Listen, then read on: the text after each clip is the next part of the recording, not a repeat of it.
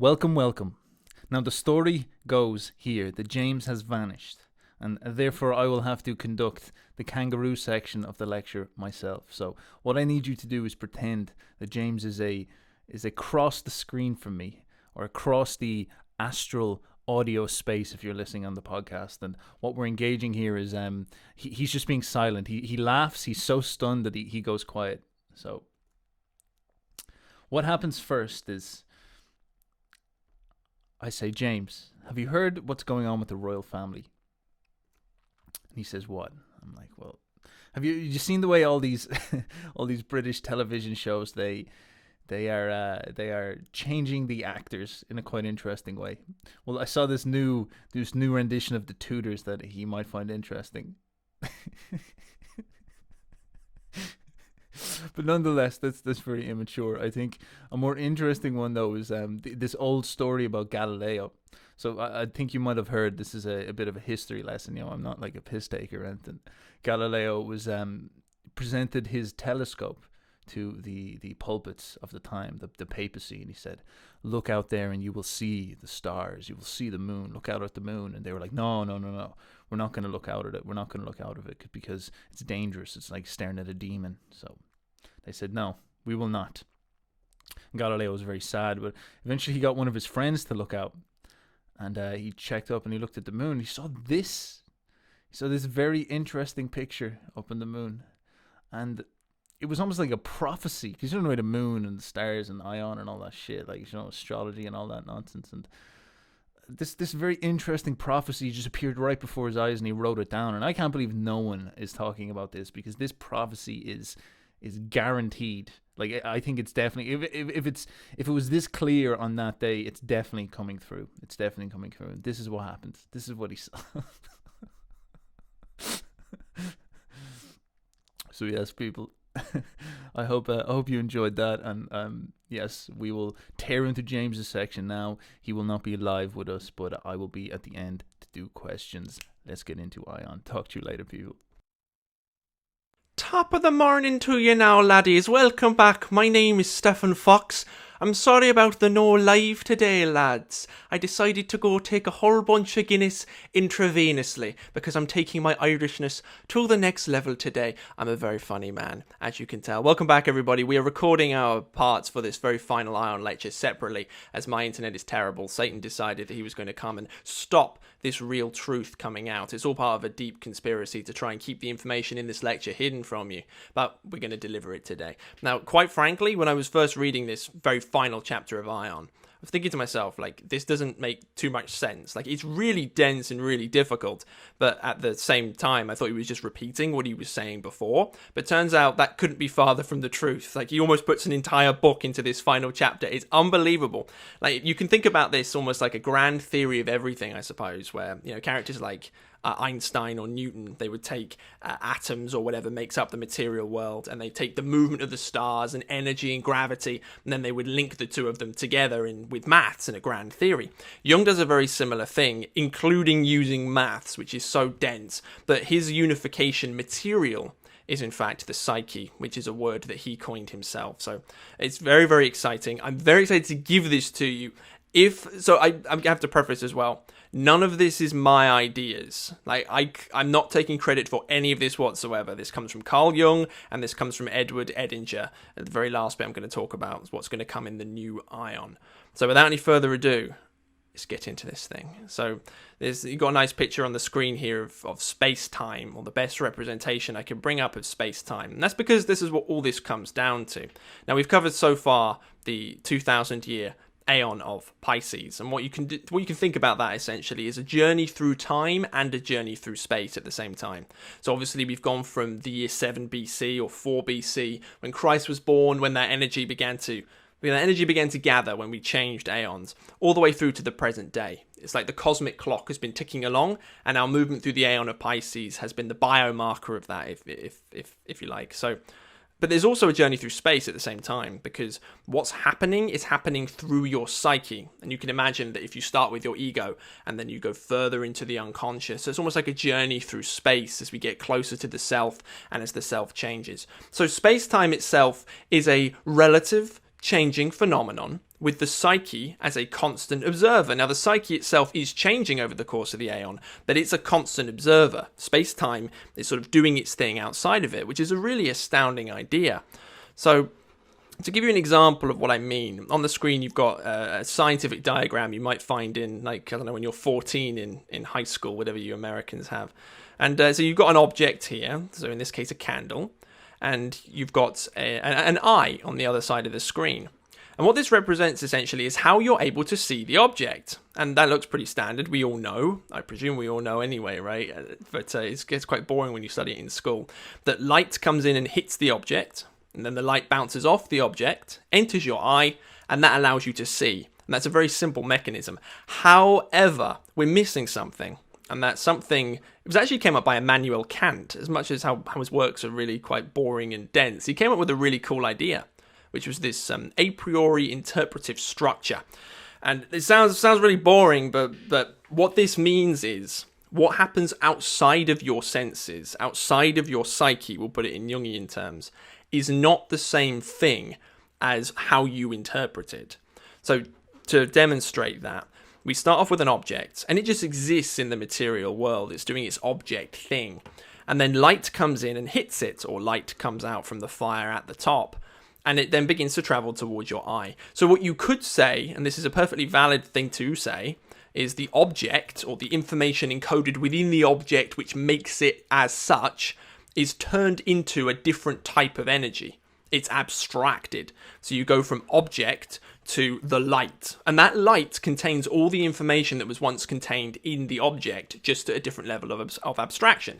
So you've got candle, abstracted candle, and then we get to a further abstracted candle when that light comes and hits the eye. So the eye takes that information from the light, which contains information about the candle, and turns it into a neural signal. And that neural signal is the candle. It's just that exchange of information between these three different things.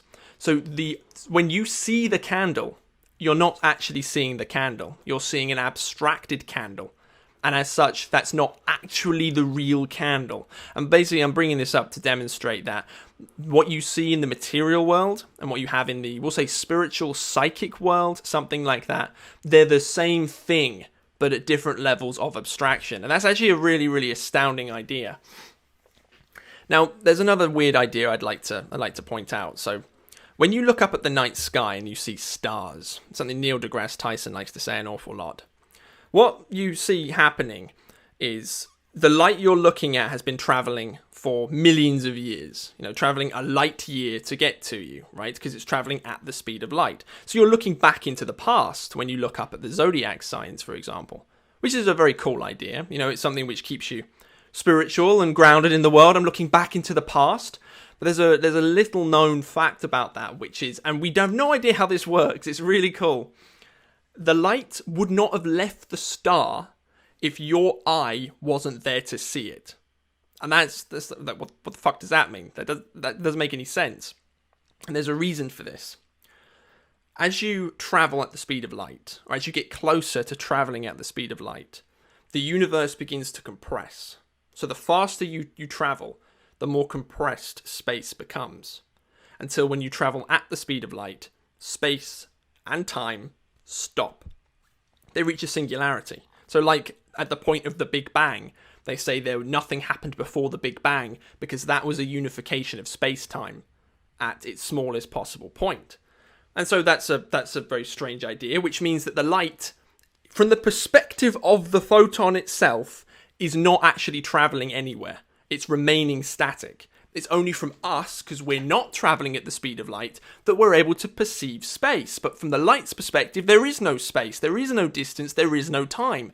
It just does what it is. It's everywhere simultaneously. And as such, if we weren't there to perceive it, the light wouldn't be hitting our eye, because it wouldn't have gone anywhere.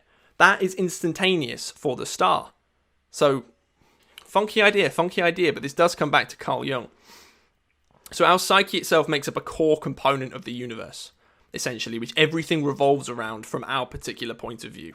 The stars wouldn't emit light if we weren't here. The material world would not appear as such if we weren't here. because of that interpretive structure, right? The objects may well still be there, but not in the way that we perceive them, because space and time are relative based on our psyche. If that makes any sense, I hope it does. So what does your psyche look like in this meta-temporal manner across a long period of time? If space and time and our perceptions are all relative based on other forces, something outside of ourselves, then our psyche must look a certain manner when you travel across time. If that's the eternal component of the universe, that must be what remains static.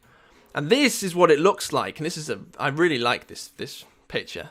This is what it looks like. So this is going to require a little bit of breakdown. So this is your soul, essentially. And what you see are 5 nodes in a vertical line. If you're on the podcast, I would highly recommend you actually watch this particular episode, by the way. Maybe 10 minutes too late at this point. But you've got 5 different nodes going from the top to the bottom. And then you've got 3 nodes going across. So you can see you start off something called anthropos. Then you go down to homo. Then to serpens. Then lapis. Then rotundum. And at this serpens node, you have Christ on one side and Satan on the other side. So, this is your self across time. And the collective self across the Aion. The self contains absolutely everything, but the nature of that everything shifts. So there are 4 quaternios here. You have this top double pyramid, then the next double pyramid, then you've got this separating line here, then this third double pyramid, then a bottom double pyramid. And these are 4 different quaternities. These are 4 different levels at which the self can manifest. And broadly speaking, what we're going from, I know these are Latin words, but what we're going from is spirituality down to the material. So you can replace, we'll go into these in more detail, but you can replace anthropos with essentially God, I think, but mostly like the higher, most spiritual expression of mankind. And then you come down to homo, which is like mankind, fallen mankind, as we are now. And then you go down to the serpent, and the serpent can be either Christ or Satan. And it's that threshold between the spiritual plane, which is above it, and the material plane that's below it. Then you come down to lapis, and that's where the alchemists were. They were hanging out down there trying to find God in the material world. And then this bottom one is one we haven't come across before, which is called the rotundum. And this is basically atomos, or atoms, quantum physics, whatever the most smallest fundamental component of the universe is. Maybe the strings in string theory, we're not entirely sure.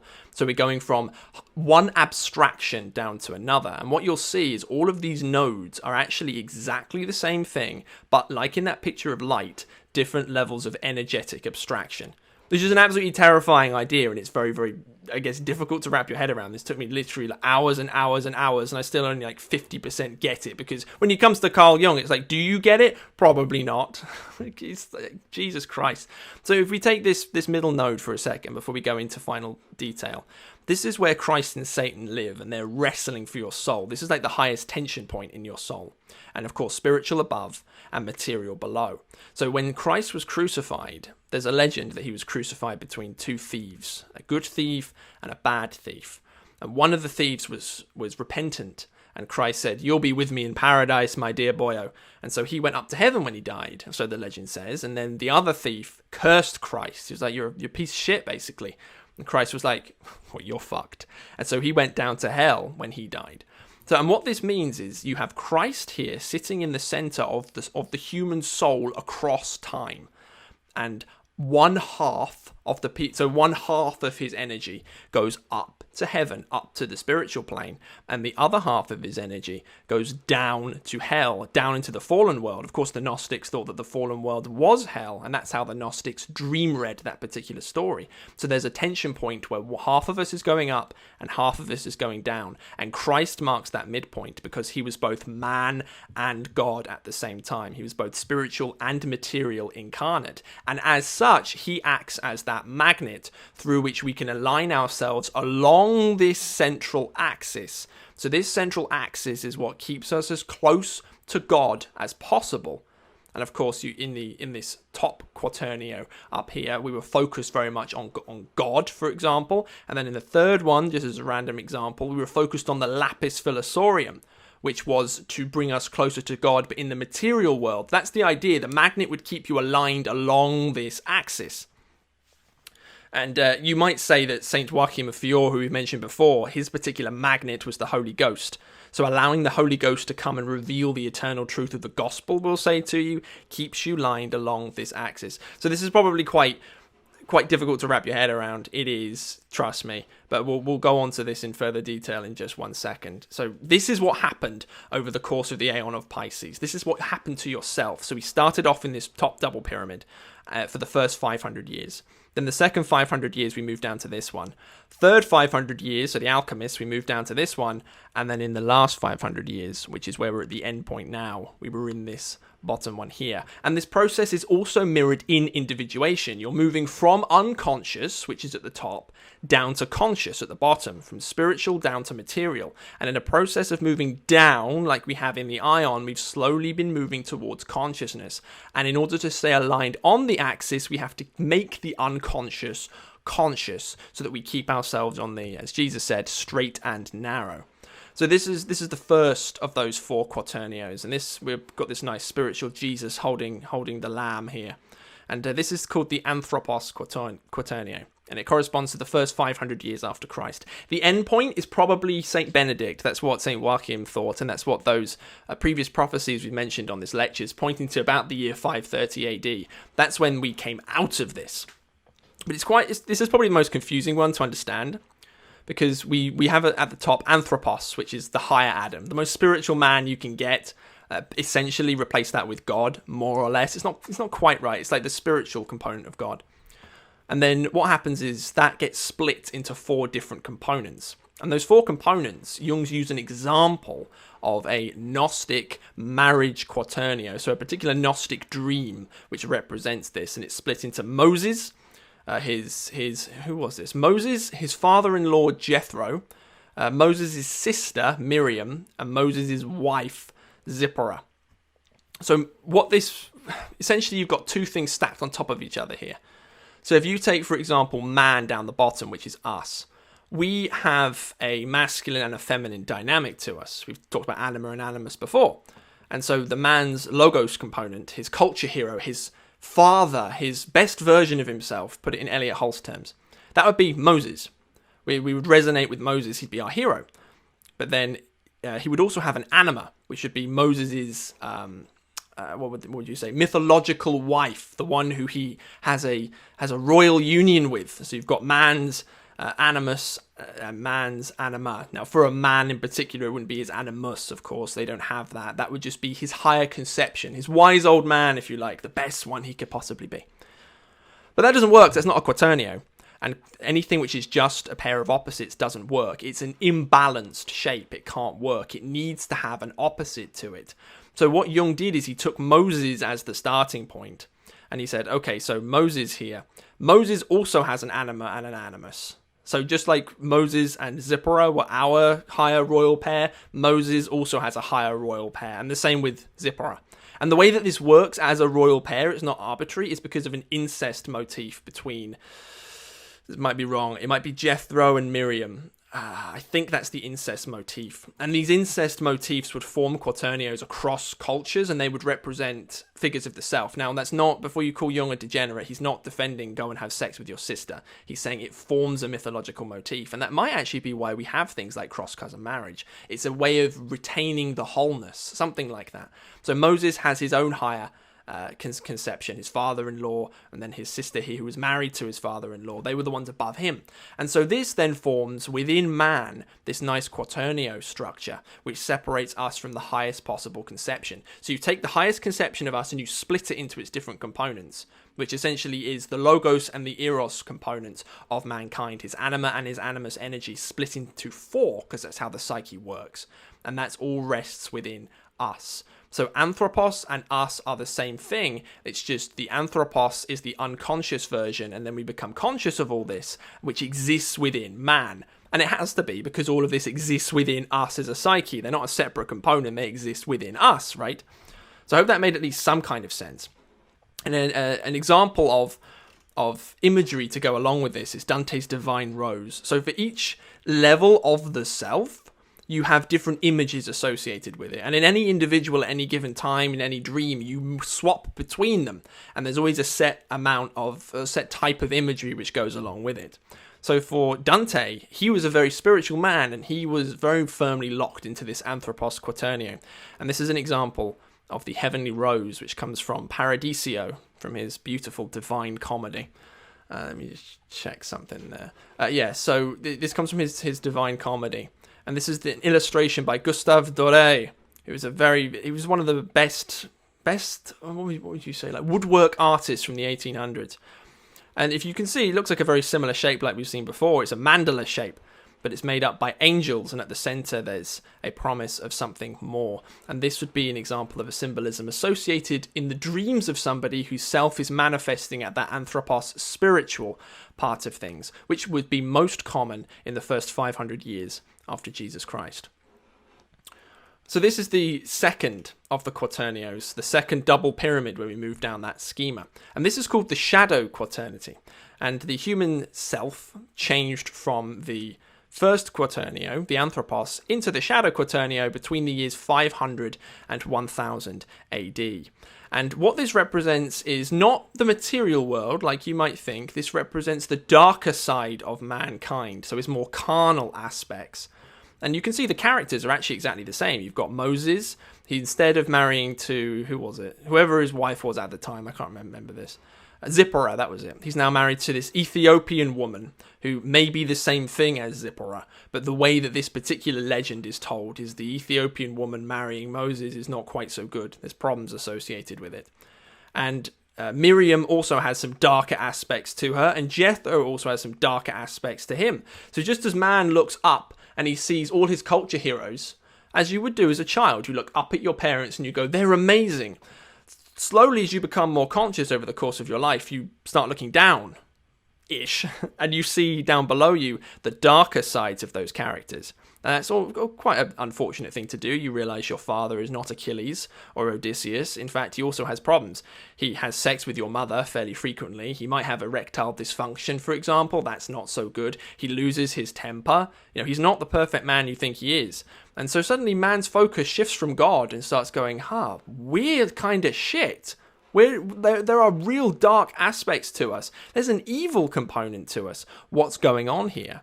And this was happening as Satan was beginning to wake up from his ministry. We've talked about the prophecy where around the time of Jesus' birth in Bethlehem, there was a second child who was born, and he was cast into the sea. And 500 years later, which is when this quaternio will start to manifest itself in the collective psyche, he began to engage on his ministry. And that is a terrible idea. And as he began his ministry, we then became conscious, because that's the best way of conceptualizing it. We became conscious of the darker aspects of mankind. So man realizes he's actually split into 4 components beneath him as well as above him. And all of these 4 components then become localized into this character down the bottom called the serpent. And this serpent could be either Christ or Satan. He's lurking in the darkness. As you stare down beneath you into hell below you, there's some character lurking down there. And he jumps out at the darkness and he gets you. And that's this serpent character. So there are the images associated with this particular level of the self would be animal images. So what you can see on the screen here is the 4 sons of Horus. You've got here like Anubis, and I'm not very good with Egyptian mythology. But basically they're men, but they've got like the faces of animals. And the reason for this is what we're doing is we go down that particular schema. If I pull it up. So where are we? We're in this quaternion, this double pyramid. As we're going down the schema, believe it or not, and this is astounding, we're going back through the evolutionary tree. So we're going from whatever man could possibly be if he could be all he could. That's Jordan Peterson language, because he's read the damn book. He knows exactly what he's doing. You go down to the animal world, and then you'd go down to the plant world, then you'd go down into inorganic matter. So it's as if, we know that the self remembers the course of its own evolution over the last 2 million years. That's basically the thesis of the origins and history of consciousness. But there's a hint within this that it actually remembers, if that's even the right word, its time as inorganic matter. Before there was human consciousness being aware of itself, as if psyche existed before consciousness. It was a primordial essence within the universe. That's a funky thing to say, and in case any professors are watching, I'm not necessarily saying that. That's Jung's frame, of course. But the four sons of Horus, animal symbolism, our regression back into the chimpanzee stage, something like that. That would be an example. And the same thing actually crops up in Christianity, which is very weird. So these are the four evangelists arranged in a quaternio shape. Just like it was four sons of Horus, that's a quaternio. This are the four evangelists, and you've got one as a man, who's like a normal human being. And then you got here, one is a lion, one is an eagle, and one is an ox. It's like, well, why? People think, well, it's that creeping paganism coming through. Not quite. There might be some influence there, but that's a particular level on which the self can manifest. Now, this particular drawing was done, I do believe, within that period of time, that 500 to 1000 AD, in which the collective psyche was going through this particular phase. We were aware we weren't just man, we were also animal at the same time. So the third of those double pyramids, we're getting our way down further and further to the really cool part. This here is called the Paradise Quaternio, and this represents the alchemist era, so from about the year 1000 to the 11th century through to the very, very, very beginning to the 16th century. And the alchemists we've talked quite a little bit about. They were interested in God, but they were also interested in finding God through matter, and they would do this through a philosophical doctrine, which should be called a magnet, and that would enable them to create the philosopher's stone, otherwise known as the lapis philosorium. And the lapis philosorium finds itself down here. It's part of this schema as an equivalent to the serpent, as an equivalent to you, as an equivalent to God, etc., etc. So the serpent, he's in the Garden of Eden. He's this dualistic Christ and Satan character, which is at the boundary between materialism and spiritualism. And he splits into the four rivers of Eden. And this is where things start getting very, very strange. So we spoke last time about a Gnostic dream in which the four rivers, I think it was the Nassenes as a particular sect, but the four rivers of Eden would represent a flow of information coming out of the senses and going into the senses. So it'd be sight, sound, smell, and the mouth. So you can have spiritual nourishment and you could also have physical nourishment. But things would go in and out of the senses itself. So this serpent, which is Christ and Satan, the self, which sits at the seat of your soul, is split into the four senses. And this goes back to what I was saying at the very beginning, in terms of different levels of abstraction. We're finally now into the material world. And we know this is the case because we fall into the Garden of Eden. We actually fall into the realm of plants and rocks and other such type of stuff. And so you have those four things. And at the top, you can think of the serpent as an all-encompassing vessel through which the sense information goes out and the sense information goes in. But Christ and Satan marks that midway point to determine how you interpret the world. That vessel, you can either go up into the spiritual or down into the material, depending on the sensibilities of the self as an autonomous archetype. And that would be Christ or Satan, if you want to put it like that, deciding based on the pattern of the stars what you end up doing and seeing the world as, which is terrifying. So we kind of man has like a higher spiritual side. He has like a carnal spiritual side, a darker animalistic aspect to him, which doesn't jive very well with God's will, we'll say. And that's all contained, so everything up above is compressed into this serpent vessel here. And that serpent vessel then creates and projects our interpretation of the material world. And of course, all these four different components, which is the dissolved, in that first diagram, whatever the light was, that midway point between object and I, between material and spiritual, you might say. In that particular format, that's what those four rivers of Eden represent. And then they become unified once again within the object. So, scrolling back to the beginning, we've gone, so this here would be the serpent, the eye would be the serpent, and then you split into the four rivers of Eden, which would be this light, and then they become unified within the object, essentially. And that object is what the alchemists were looking for, the lapis philosorium, which was the equivalent of Jesus Christ, because it's a unification of spiritual and material at a different level of abstraction to what we were used to seeing it before throughout the course of the Christian Aion. This is getting terrifying. So to lighten the mood, I guess, I've got an example here of plant symbolism. That's what, if your psyche manifests at this level of consciousness, you become interested in plants. Of course, the alchemists were indeed interested in plants, also interested in rocks as well, but in this particular case, plants. And this is actually taken from the video game BioShock. Essentially, if you see gardens under the water, that's what Jung said was the main the main manifestation of which the self comes out in symbolic form. And in Bioshock, you are in a city under the water, but at the same time, there's lots of jubilant wildlife growing around you, and there's actually a whole garden level within that particular video game. And Rapture essentially represents the name of the city, represents a fallen Eden. And of course, what this represents here is the Garden of Eden. As we collapse down into the Lapis, which is the Gnostic/alchemist way of viewing the world, you have a fallen Eden here. And in Bioshock, this city was once a roaring, capitalistic, Ayn Rand utopia, but without any kind of spiritual connection, which I think is a very intelligent critique from this. It's this fairly Jungian, fairly deep critique of Ayn Rand is Bioshock. Without any kind of spiritual connection, the whole city basically decayed into a junky, demonic paradise. And so it's a fallen Eden. It's what that represents. We've gone from spiritual, we focused on the material, all these drugs in this video game, and then we fell down, and it's captured very beautifully on this particular level here. So the very final Quaternio here, this is Isaac Newton, old Isaac Boyer. This is the Lapis Quaternio, and this represents from the 16th century until now, and this is where shit gets really freaking weird.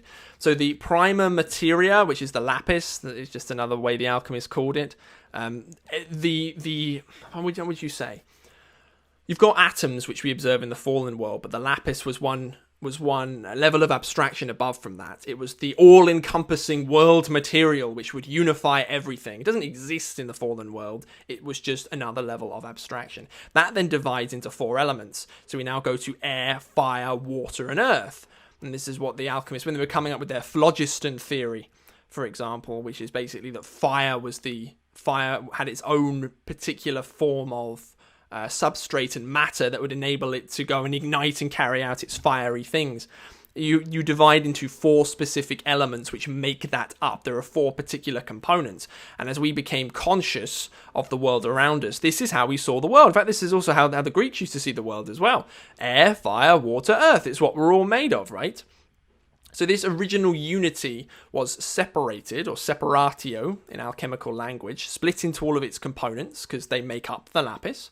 And then they are synthesized, or conjunctio, together, and they are united down in something called the rotundum.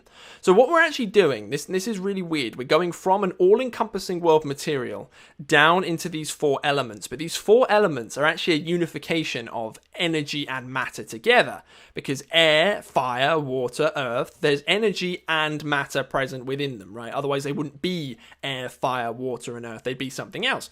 And if you imagine Einstein's formula, E equals mc squared, what that means is energy and matter are exactly the same thing. And in particular, energy is way more potent per dose of mass. So if you take a piece of mass, you have to times it by the speed of light squared, and then you get the amount of energy which that is the equivalent to. So all of these are going through a little E equals mc squared between space and time and energy all at the same time. They're all formulas of each other, and then so you can imagine air, fire, water, and earth split further into smaller quaternios, space-time quaternios. And that all breaks up, and they all come together as air, fire, water, earth, and then they become unified as lapis. So what we can say as everything that comes above, so if we return briefly back to that schema, we're down here at the sort of the lapis level. Everything condenses down into the lapis. It's all just a different level of abstraction. And then you can say, as we collapse from lapis down to rotundum at the bottom, suddenly space, time, matter, energy all compress down into that final rotundum point. And the rotundum is not something which Jung talked a hell of a lot about, but it's actually he implies it because it's going to cause mental illness in all the people who read it, and his books would be burned for being heretical and insane. But we'll cover what that means because it's very, very upsetting. So basically you go from an unconscious unity to differentiation of this unity with these opposites which need to be resolved, and then they're restored at the level of consciousness. We become more and more and more conscious of all the levels of abstraction of the universe. And the way that this manifests most famously is in the Book of Revelation, which makes a lot of sense. Book of Revelation marks the end times, and of course this would be the end. This would be the end times. This is Isaac Newton. He's clearly an antichrist. He's a horrible man. And this the book of Revelations, whoever it was, John, I believe, he had a vision of a Jerusalem descending down from the heavens, and the Jerusalem was made of rocks and made of jewels and made of crystals. And what this means is the self, which is this kingdom of God, you'll say, is manifesting itself at the resolution of stone. And the resolution of stone is this: air, fire, water, earth unite in stone, which is the lapis. So returning back to this schema, what Jung is saying is that the world that we perceive, so spiritual and material, are relative to the state of the psyche. So the psyche remains eternal throughout all of these transformations, but our perception of space-time changes. And in fact, our perception of space-time is all we know about space-time. So it's actually reasonable to conclude that space-time itself is literally changing as our psyche changes. Now, whatever is outside of psyche, that might be eternal. But space-time, which is a construct of our brains, it actually is a social construct in many ways, just an unconscious biological social construct. That's what's changing outside of ourselves. But the psyche itself is eternal. So if we work up from the bottom all the way to the top, rotundum down the bottom would be a unification of all of those split components that make up matter, which would be something like atoms or quantum physics or those strings. And so this, we go from the level of, we'll say, quantum physics up to the level of like energy and matter, up to the level of a vessel, a psychic vessel, which Christ and Satan act as the gatekeepers towards. In Dante's Inferno, when you enter hell, you come across this character. Is it Minos? I can't remember. But in one of the early in one of the early stages of hell, you have a character who decides where you're going to go within hell. He's like a gatekeeper, and he goes, "You're a bad boy. You go there. You're not so bad. Your fate's not so bad." So they act as like the gatekeepers between the spiritual and material, and then you go up to man itself, our fallen man, our awareness of ourselves, we'll say the ego, and then we go up to that and we have the self. So the anthropos down to homo would be like paradise lost. We've fallen. We've gone from Garden of Eden up here all the way down to man. So the world itself is psyche. The psyche is matter and energy, material and spiritual, and by nature of it changing, it's also all of those things together. Psyche is its own phenomenon. Now, what about the zodiac? The actual clock that's painted onto the stars. So it's synchronous. The movement of the stars has signaled a synchronous marker of what's happening in our conscious. This clock is painted onto the cosmos by our collective unconscious. And the mechanism by which that works, Jung is not completely clear on. But if light won't leave a star until you're there to see it, then a mechanism could be something like this. And Jung, if you piece together lots of Jung's letters, this is something along the lines of what he's saying. So we're made of stardust, like Neil deGrasse Tyson says. We are the same thing as the stars, down at the rotundum lapis level. Be the rotundum level. Stars only emit light because we exist to see them. Okay, and then light speed compresses the universe down to a single point, as I've mentioned. And a psyche exists outside of space-time, as we've proven, because space-time changes, but our psyche remains the same. And the zodiac act as a painted clock through which our fantasies shape the future. They do this because they are the future. If space-time is relative and our psyche is the same, then what's happening in the stars is synchronous with us because it's already happened and not happened at the same time. Because the movement of that light and the positioning of that light in the sky only happens because we did the things that we did to see them. And if time is relative, then all of space-time is compressed at the point of that light.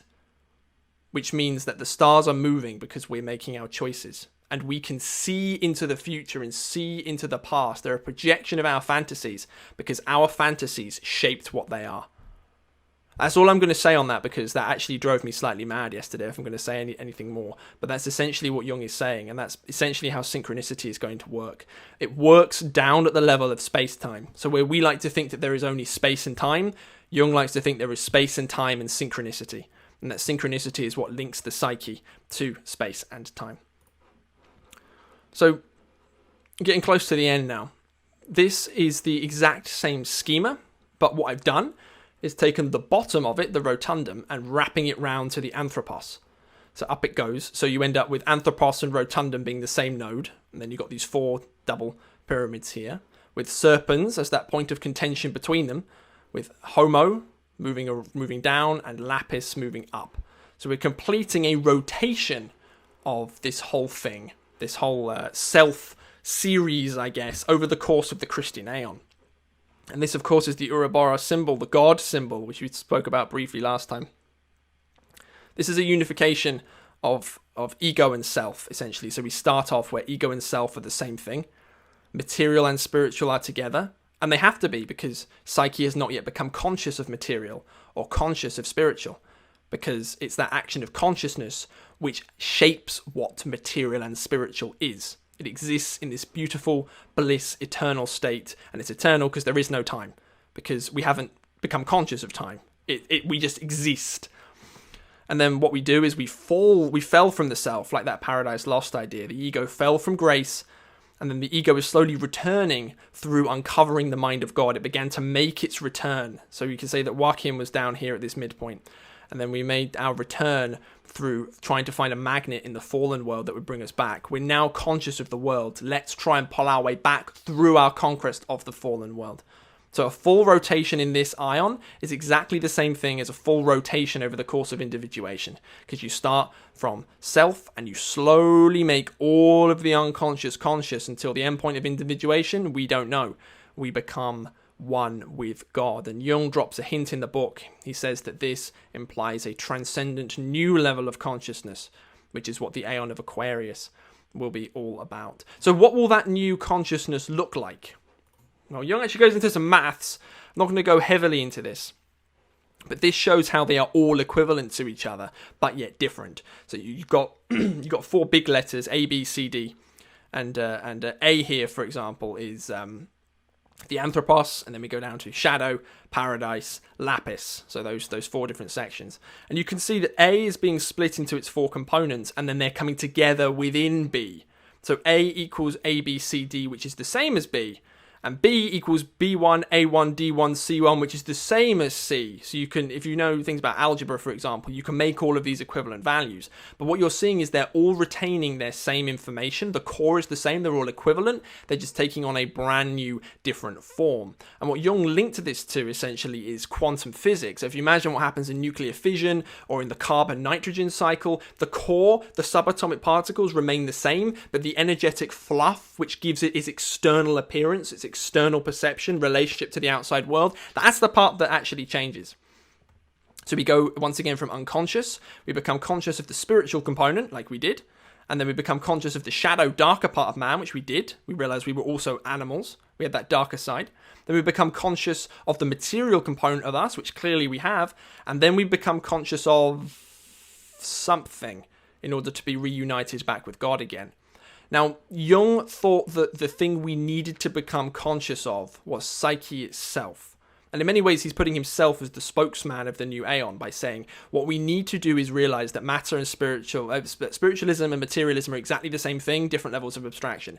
There is no conflict. And by resolving that conflict, realizing that that is the case, they are the same thing, because that's what the opposites are, the irreconcilable opposites that exist within our soul, then they will become unified. And that last series of unification, which in that last quaternio that I showed you was between space and time and synchronicity and psyche, all being the same thing, they all have a relationship.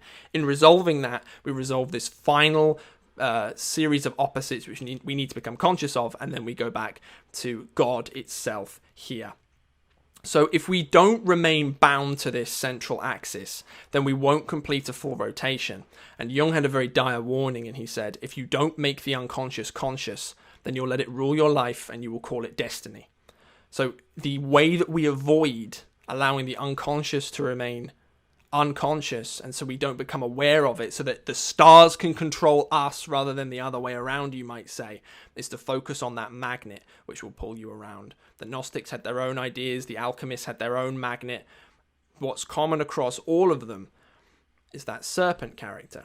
If we pull back, the serpent character is common across all of them. Christ and Satan in the middle, realizing that whatever the magnet will come from this central node, the unification between the two of them, that tension point which exists as an irreconcilable yet beautiful complementary opposite to God itself, consciousness and unconsciousness. And that is Jesus Christ. So Jesus Christ for our Aion has represented that magnet at different levels of resolution. We've been searching for him. And the current one may well be Logos. The current one may well be something else. It may well be an alchemical quantum physics principle. There'll be some kind of magnet which brings us closer to it. But if we don't, then we don't remain on this axis. We remain in one of these midpoints where everything is all split into its different components and we haven't had unification yet. And with our current technology, by allowing things to remain unconscious and not fully unified, what's that going to allow us to do? We're in the most dangerous stage, not because of science itself, not because of science is a bad thing that was come up with by some arbitrary antichrist, but because what we've allowed ourselves to do is create technologies that literally enable us to play God, because we've become so close to the mind of God. We know so much about him, and if we don't become conscious of all of those problems, we have the technology and the power to completely and utterly destroy ourselves. That's the story of Aion. That's the problem where we currently are right now. By realizing that the spiritual world is a real phenomenon that's the same as the material world, we avoid catastrophe because it unifies those irreconcilable opposites and unifies them together as God and material. He can be found absolutely everywhere. So the last thing I want to go into, very last slide for you, is the Aion of Aquarius and what's that going to bring. So I haven't come up with this idea, by the way. This comes from Edward Edinger, who's one of the best Jungian scholars who ever lived. And he pointed out in his Aion lectures that Jung had a vision where he himself was this character on the left-hand side, Mithras. The Mithraic god, Aion. And if you look on the front cover of Aion, this is the character who you see, it's his head. And then within the front cover, you see the whole image itself, Aion. And it goes back, Aion, Aion, Aion, how does this work? Well, if you think about those levels of abstraction, it's almost poetry within the book itself, that you go from object to energy, to perception, to God, to atom. They're all the same thing at different levels of abstraction. The book itself is talking about Aion in terms of space-time, Aion in terms of the God Aion, Aion in terms of what's happening in your own psyche, and Aion in terms of the author, because he had a dream where he was this God being worshipped by people, and he didn't understand. He was there, and it was, I can't remember, was it Ezekiel or Elijah was there worshipping him? And then a snake came and wrapped himself around his body. He became this character. And this was a synchronous event. This is what Edinger believed. That Jung and Jung's work was that unification of spiritual and material within that word psyche. And that therefore Jung, was signalling the soon-to-come Aion of Aquarius. Aleister Crowley wanted to usher it in himself, the Aion of Pan. But what Edinger believed, and we have good reason to believe he's a base boyo, is that Jung was the figurehead. Just like Christ at the beginning of this Aion, Jung was the one to pull it in, not as a religious man in the way you would normally think, but his theories and his work allowed this. So what will the new Aion bring? It's a good question. We don't know, because it might be here yet in its very early infancy, but we're not entirely sure. So if we contrast Aquarius with Pisces and compare them, you've actually got a lot of similarities. So Aquarius is a man carrying a vessel of water. There's that word vessel again, I've been using deliberately. It's carrying a vessel of water. And of course, water is where fish live. So the first difference or comparison is Aquarius is a human, not a fish, which means this Aion will be focused on the human being. That will be the locus, the focus of resolution of this Aion. And he's carrying water. So he's carrying water with the vessel, which is that serpent, that Christ-Satan idea, rather than him being in it. Because the fish of the previous Aion, the disciples of Christ will say, were in the waters. They were in the unconscious. But the man, Aquarius, of the Aion of Aquarius, is the one carrying the vessel of water. He is conscious of the psyche itself, and therefore is able to hold it. He's existing outside of it in some sense. He's being the one to carry it, not being controlled by it. So in other words, people, through going through that whole Aion, would have made the unconscious conscious, and then they become the foci of the universe. The human individual is the one that carries the load. So there was actually a quote from the Gospel of Mark and the Gospel of Luke. It goes like this. Jesus said to his disciples, "Go into the city, and you will meet a man carrying a pitcher of water. Follow him." Now that looks awfully like Aquarius, don't you think? Because we don't know what that means. But it looks like it was, I mean, if all of the Aion has already happened and not happened, because space and time is relative, from the perspective of the Aion, it's all just forever. which is why Christ is eternal.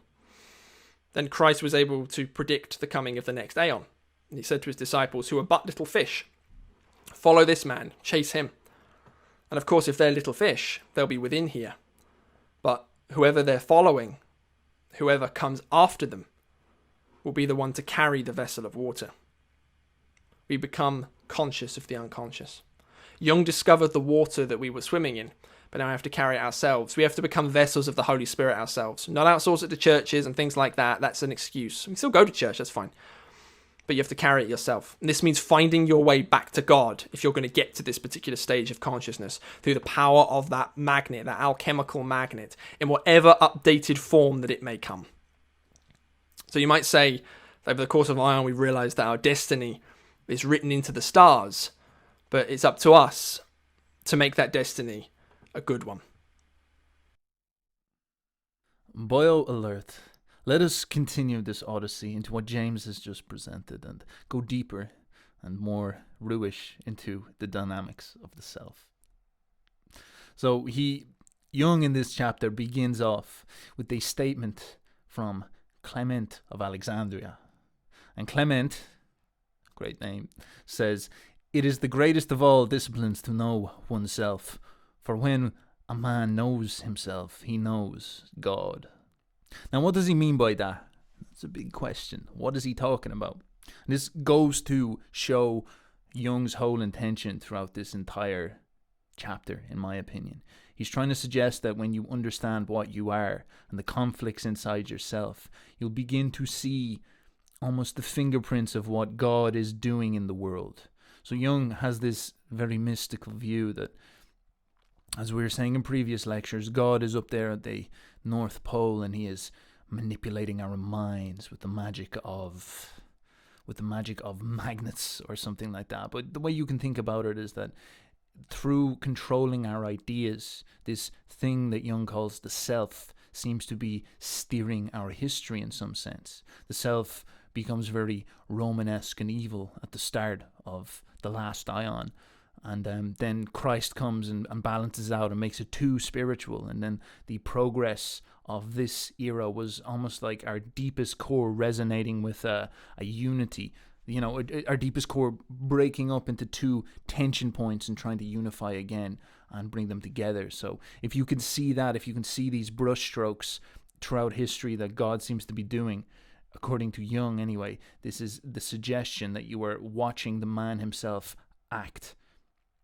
You're watching God himself act, God himself control us through history. And therefore, if you see how these things have affected you, if you question your own life and you say, oh yes, I began as a Dawkins fan and then I became a Peterson fan because I wanted more meaning. And then you see how Jordan Peterson is caught up in this, like it's almost like Jordan Peterson was surfing this astral wave, and now that's dissipated somewhat and it's moving on to something else, you know, the something new.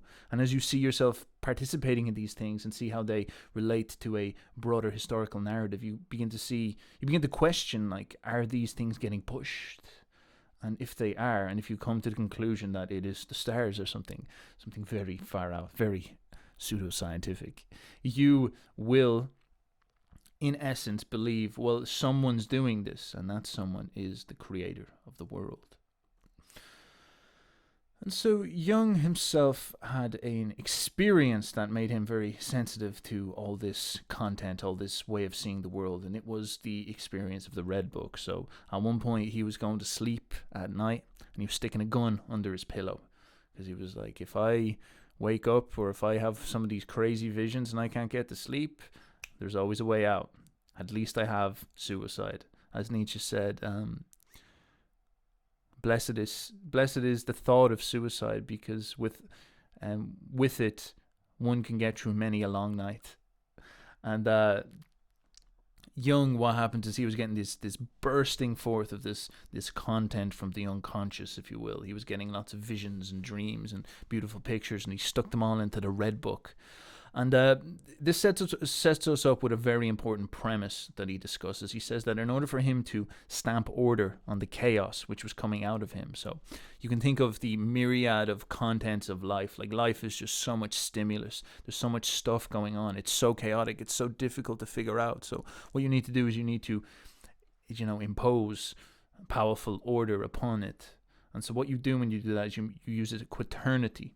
Jung would say you use the power of four. Four is the ordering number, and he was having all these visions, and he was going crazy. He was total chaos. Now, chaos is good in the sense that it's fertile. It gives you plenty to work with, but then at some point you need to stamp order on it to make sense of it, or else it will destroy you. So Jung began to see how his visions would carry him towards doing that. This is what's so interesting about it, is that now he theoretically knows this is what you're supposed to do, but he saw that through confronting his shadow here, going towards the dot at the back of the hall, he began to formulate into this quaternity you see up here in the top left, and this is bringing him more towards this thing, this circle that is squared, this crossed circle. This idea of four over splitting things up and putting control over the chaos of a circle, I guess you could say. And so this led him to intune that this thing was the self. This ordering power was something deep, an instinct deep in humankind that is profoundly powerful. Deep down inside of our souls, we always want order. We are order seeking and creating creatures. And so one of the main psychological tools we have for doing that is dividing things up into four. And what Jung, I guess, is suggesting that is the implication that there could be a God, is that this four, this quaternity, this imposing of the rule of four upon the world is so effective. It's so actually useful in reality that it almost implies that there's a sort of divine nature to reality. It almost implies that reality was built to suit this, and it's almost like we're in a video game where we have to follow this for creating nature to bring us to a greater, higher order. And so these are some of the examples. Like he drew his mandalas as circles, and then he evolved into the more beautiful mandala. He would start drawing a circle, and then he would impose the quaternity on these circles, which made them even more gorgeous and lovely to look at.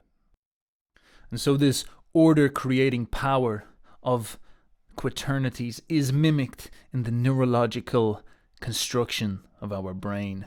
Now, this is a very, very interesting idea to me, because I am a language teacher, so oftentimes I will sit down with people and I will try show them how to master the English language to the extent that an Irishman can. And I would I would notice quite quickly that people are very, very good at the logical side of language. They're very, very good at vocabulary and writing and whatnot. They usually are highly competent at that even, but they cannot speak at all. And they can use meanings, they can understand meanings, but they can't really do it right, And a large part of what is lacking is their ability to capture the music of the language, the way that we use rhythms in language, the way that we naturally as natives would create accents and create sounds and change our sounds and speak words that we understand, things that we understand, but they sort of don't even make sense. Like inabruv, like that's a very British thing to say, but what does that mean? Isn't it, brother? Inabruv. That's the way we can compact the sounds. And the reason why we understand that as natives is because we don't need to hear it chopped out logically. It doesn't need to make perfect sense to us. All we needed to do was to have the pattern in place, and then our pattern recognition brain will pull it together and make sense of it. And that side of things is largely what the right brain is responsible for. Our brain stamps order on all the stuff coming into the world. All this information coming in through our senses is so chaotic. There's so much of it. It's so hard and difficult. So what our brain does is it stamps order on this by cutting it in half and half of the brain says, right, what I'm going to do is I'm going to try look for the big picture. I'm going to look at the chaos and try fill out, get a feel into it and see what's going on, what's the big picture, what's the big patterns I can see. And this is where you get this meme from. And then on the other side, you have the logical side, which is tyrannical and says, I will stamp order and I'll make this fit into boxes even if it doesn't, because we need to make some sense of this, even if it's slightly wrong even. So the left side of your brain is a lot more meaning orientated, literal, straightforward, this type of thing. The logical left brain, as they say. And this is super interesting because this is how language works. And we have on one side, on our left side, we have the language centers, a lot more orientated towards concepts, literalism,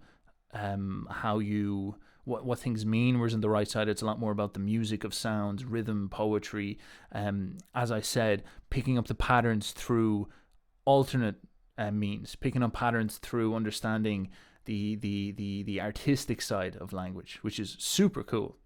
And what then happens is, not only does it split left and right, so here is the language centers, and it splits front and back. So this is super interesting. So you've got this quaternity built into your brain. This is how legitimate what Jung is talking about. It's built. This is how your brain deals with reality. So the front half of your brain is a lot more to do with the Broca's area. The front half of your language centers are a lot more to do with creation of speech. This is outwards. And then the back half is a lot more to do with the introverted understanding of speech, the Wernicke's area. And so this, you will get this in a student who someone is very, very good at understanding what's going on. They can hear English really well, but they can't speak English very well because the front half is underdeveloped. And so you get this, or you can get someone who can speak, but they're very, very sloppy and they can't really hear. Well, I guess hearing is the foundation. It's rare you come across someone who can speak well, who can't understand, doesn't have a good ear. So this is an amazing little division, because then you get this left and this right, and then you get this forward and this back. And this back is, of course, the understanding, taking in, you would say yin, feminine way of dealing with the reality.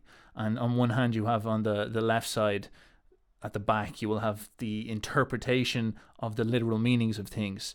And then on the right side of the back, you'll be like someone's ability to understand the musical side of the language coming in. And then at the front, you will have on the left side their ability to say stuff that makes sense. On the right side, it will be like their ability with speaking with accent, speaking with music, speaking with the art of speaking, if you will.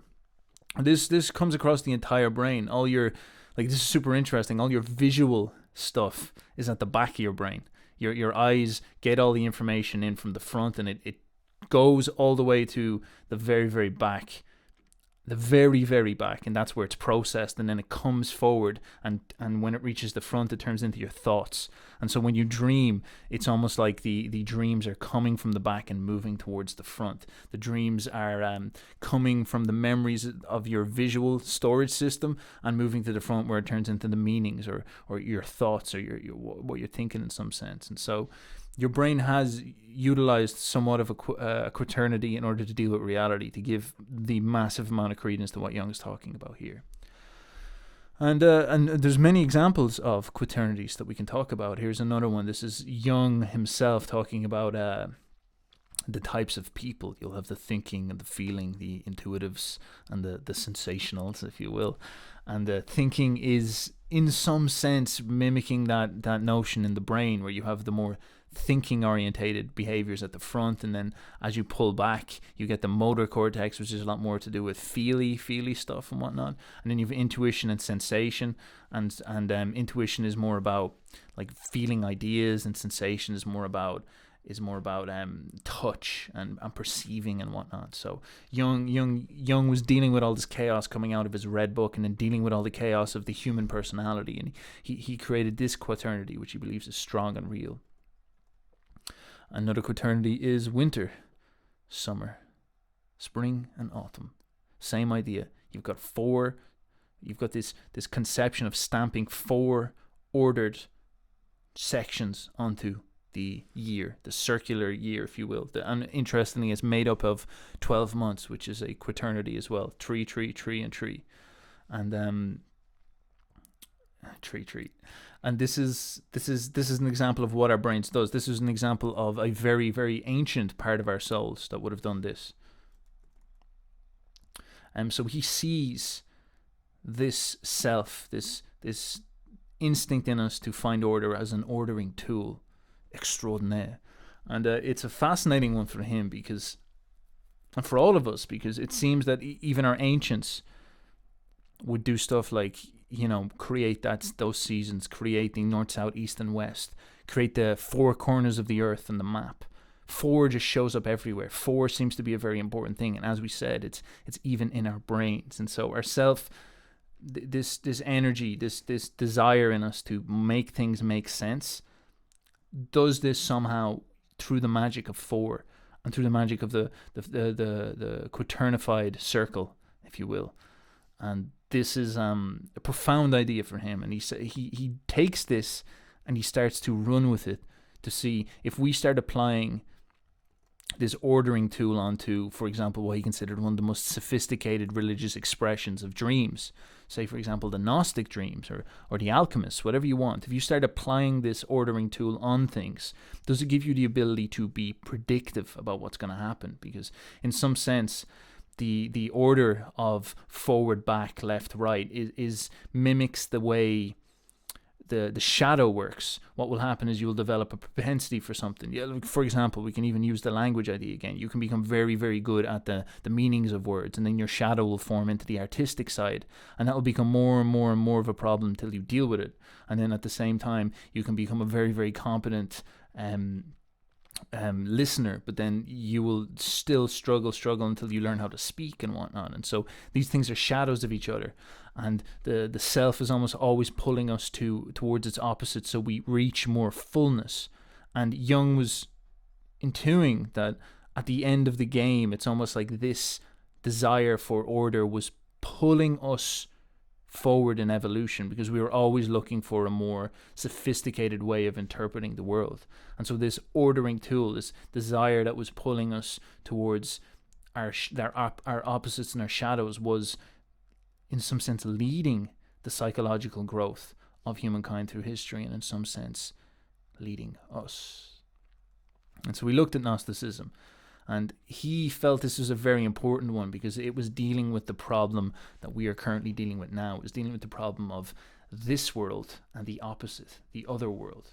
So you have them trying to unify, masculine, feminine, earth, and other, and sky, and then most basically materialism and spiritualism. And he was wondering that if you can stamp order on this, can you see the future? Can you see what's going on later?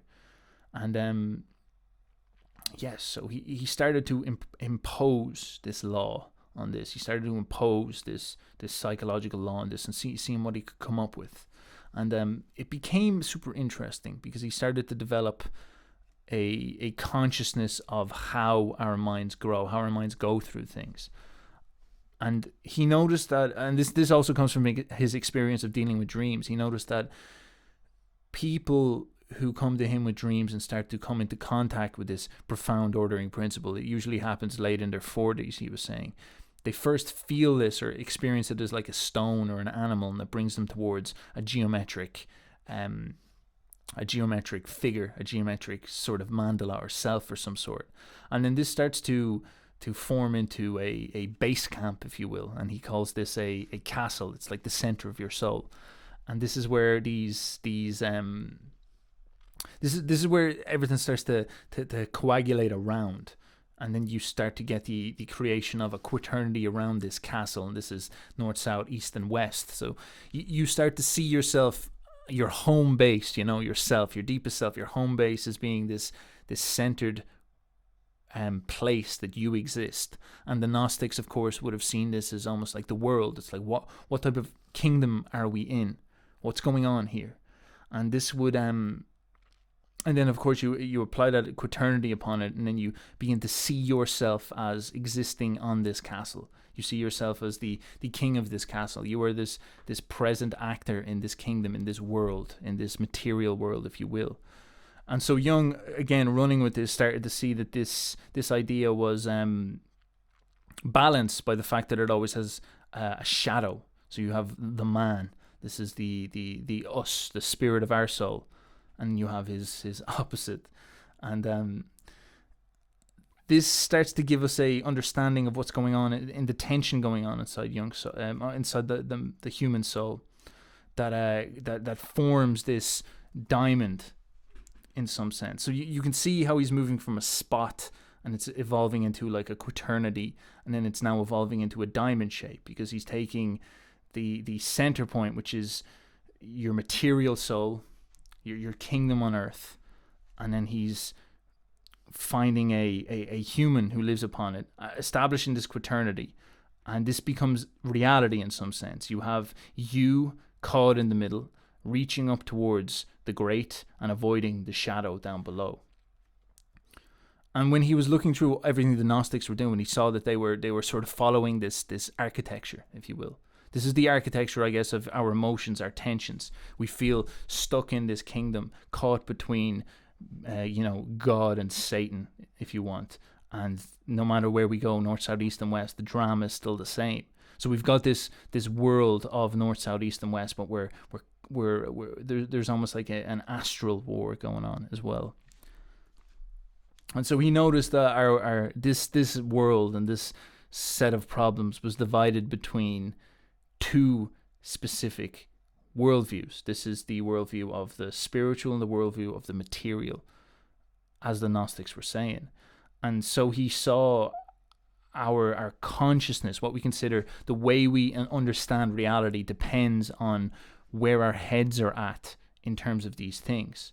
So if we are, very spiritual, we're very, someone who meditates a lot and all this, you'll be floating up around here, and you'll have this like sense of being like, oh, I feel this, I intune this energy of what's going on in here. But then, say you hit on hard times, you will start to fall down through it. You'll go through the shadow of the spiritual, which is the real world. And then you will experience that, for example, the king of the real world can be a glorious person, but then the deeper you go down, you get more deeper into the heaviness, the darkness of the real world and the material world. And in some sense, if you don't have a grip of this will kind of castrate itself and float off and be useless. And so ourselves require us to have an experience, a mastery of both of these domains. And it gets even more elaborate, because both of these domains themselves have more to them. You have the spiritual and the cultural on top. So the man of the word is sort of a proto-spiritual person. A spiritual person is someone who's completely flown off from that. And then down below, you have the biological, which is life made of instincts and what we are. But then there's also the dead material that makes up the world. And Jung was noticing that if we ever want to, we have this instinct desire in us to reach the very, very highest. And of course, Jung said the tree must, in order to grow, the tree must dig its roots all the way down to hell. In order to grow to heaven, the tree must dig its roots all the way down to hell. So we noticed that what it seems like is that the way our consciousness, if we were to map out what the Gnostics were doing, they seem to imply that the way our minds were figuring out how to reach this highest goal was actually to go downwards, to go deeper into matter, and to somehow redeem matter, to somehow make matter spiritual. As James is talking about, you complete the cycle. And so this is what Jung noticed to be the robots. He says something super interesting, and again, this pattern keeps showing up, which I find so creepy. He says that when he gets all the way down to the bottom, you reach this thing called the Rotterdam. And it's what Plato called the world soul. So again, think about what you're doing. You're moving down into the earth. And at the center of the earth, the core of the earth, there is the earth's soul. And the earth's soul is the living side of dead matter, I guess you could say. So matter is mother as well. And this is the highest God. And so going deep down into the mother, you reach the matter, the material world, you reach this redemption in some sense, which is crazy stuff. And this redemption is when we find in the material something spiritual. We spiritualize it. Now, I don't know, is he implying that maybe AI is the way forward? And he was only doing this back in the 60s, so I'm not sure if he was actually woke to what's going on now. But it's astounding that he's seeing those patterns, because this is everything that played out in the following years. We did, to a massive extent, seek this stuff, and it was crazy what we've been doing. And yeah, it's implying that our self needs that. The reason why we've leaped so heavily into transhumanism and all that is because something in us needs that. We've lost touch with this, and so we need to. We're actually, like he's sort of saying, as a culture, we are searching for God again through the material, through the fallen world. We can't find him this way anymore, so we have to go all in and find him this way. And one implication that it does seem to be the desire for the robot, but perhaps there's another. Perhaps there's it's something to do with understanding us as masters of the world. So to go into this, and this is where it gets weird again. You get this quaternity of earth, water, fire, and air. And this is a quaternity of the elements, traditionally. This maps unbelievably perfectly to gas, liquid, and solid. So you have the flying gases around. You have the liquid, which is a water, gas is air, and then solid is earth. And then what changes these is fire. Fire is the one that changes these in between it. And what they noticed is that this is how alchemy was predicting all this. So again, like what we're talking about here is Jung is predicating what our current psychological drama is. Do we become transhumans or not? And he was predicating that by studying psychology, saying that it was actually written in our ancient psychological dramas. That's a big deal. And what he's noticing then is that the whole modern worldview was premised in the alchemical understanding of these four elements. You got air, water, earth, fire in between them. And what fire turned out to be was this energy. Energy is what's separate between them. There's very low energy here, there's higher energy here, and there's the highest energy here. And so through all this, Jung is getting an implication that what's going wrong is that we need a quaternity if we are to construct ourselves. So I'm not sure if he's suggesting we need to rebuild our religion or something like that, but he's saying that trinities are insufficient. Our trinity is an insufficient way to model our souls. Our souls need something else, need something more. And that addition is the dynamic of the fourth element. The fourth element is fire in earth, water, air, and fire. Fire is this sort of, it's almost like this separate part of those three. So those three are solid, that's what exists, but then fire is this like magical dynamic thing that mediates between the three of them. And so Jung seems to be implying that we have Christ, we have the Holy Spirit, we have the Father, but then the mediator, or the fourth element, needs to be something akin to evil, combined with the idea of Mary, of the idea of our the Madonna and the whore, if you want. Madonna being the glorious, beautiful woman, the feminine matter, as we were saying before, and then the darkness, the heaviness of matter, the consciousness of that heaviness, the serpent down at the very, very bottom. And these need to unify somewhat. And this is not a far out unification, like the world of the materialism is what we consider where all evil comes from, the dull monstrosity of our instincts. And Mary is the feminine. She is the sort of personification of the glory of her instincts when they go well. Like Mary is, it's almost like a felt thing. So Jung is getting very, very into the old feminism here. He's saying that like we really aren't giving the girls enough credit in the old Trinity. It's like, there's three boyos there, just all sitting around with triangles in their heads, being like, yo, and look at all the boyos around them. He's just standing on all their heads. But he's saying there's something else there. There's something about the redignifying of the feminine that will bring us to the solution. And science is in many sense a feminine endeavor, and the quest for AI is in many sense a desire to redeem the goddess from her dead and unconscious state and give her a consciousness like God's. And so you can see all these instincts going into it.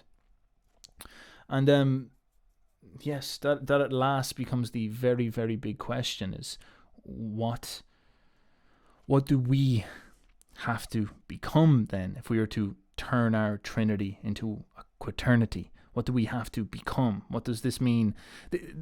I guess what interests me about this is he's almost predicting what we will have to solve. So he's giving us, like, this is the problem you're going to have to face. And so he's saying something along the lines of, we can't fall blindly into satanic underworld, and we can't fall blindly into the feminine. We need to balance the masculine with the feminine, as he was saying before. We need to add that in there. And in order to do that, he wants us to become conscious of the fact that the way to redeem matter is for us to understand that we are matter, that we are a feminine creation, we are made of matter, we are from the mother. And our role is, in some sense, to act as mediators, to act as redeemers of matter. Like, we must act as the glory that that we seek out of matter. Maybe, and this is where it becomes interesting, is he suggesting that the AI instinct is misappropriated, and that instead we should be searching towards the felt experience of the world instead? So instead of us going in and being like, we'll make machines conscious, should we become so conscious and master our instincts so much that we no longer fall as we have done before?